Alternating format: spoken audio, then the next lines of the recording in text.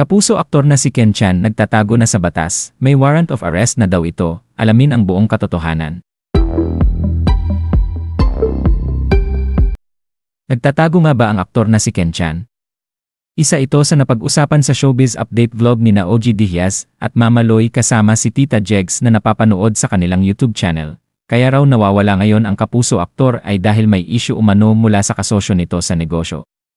Nabanggit ni OG na blind item ito ng PEP at base raw sa hula ng netizens, ay si Ken Chan ito na nawala na sa kanyang weekly show sa Kapuso Network.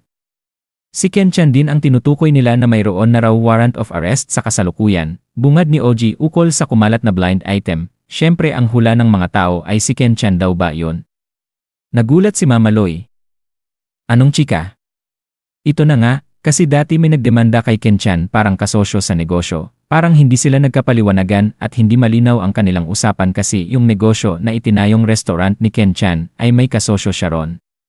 Tapos hindi naman tumabo sa takilya ika nga, hindi naging successful tapos parang nagkaroon yata ng isoli mo sa akin yung puhunan ko, sabi ng kasosyo.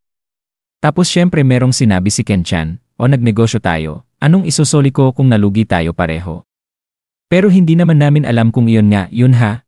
Kasi yun din naman ang nakarating din sa amin mula sa source tungkol sa restaurant, so may kinalaman talaga ito sa negosyo na meron siyang investor partner doon. Kwento ni OG. Sa pagkakaalam din namin ay halos magkakasunod ang pagbukas ng mga restaurant ni Ken Chan na matatagpuan sa Timog Avenue, Quezon City, Green Hills at Balanga, Bataan earlier this year na aabot sa 7 branches. Maraming ang bumilib sa kapuso actor dahil sunod-sunod ang pagbubukas nito ng restaurants na pawang nasa prime locations, kaya't maraming nagsabi na mahusay humawak ng kinikita niya ang aktor.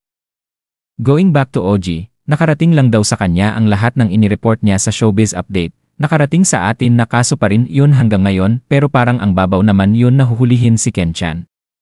Kung kaso yun, di harapin niya. May kulong ba yun na nag-invest at nalugi? Or otherwise may iba pa silang usapan or may iba pa silang investment na hindi nag-materialize, dagdag na tanong ni OG. Tinatawagan naman daw ni OG si Ken Chan para linawin ang issue pero hindi pa sila nagkakausap. May balitang umalis daw ng bansa si Ken Chan pero base sa pahayag ni OG, since hindi pa naman confirmed kung tumulak pa ibang bansa para magtago, ay baka naman nagbakasyon lang talaga yung bata.